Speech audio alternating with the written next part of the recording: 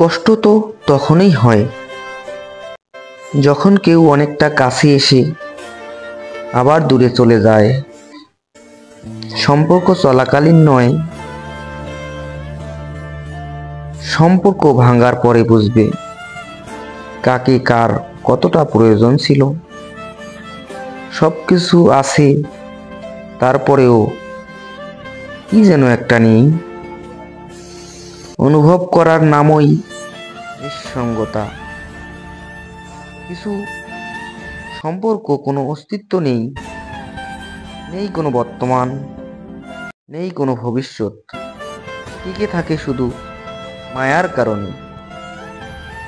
নিজের পরিবারকে ভালোবাসুন, কারণ জীবনের সবচেয়ে খারাপ সময় তারাই তোমার পাশে থাকবে, অন্য কেউ না।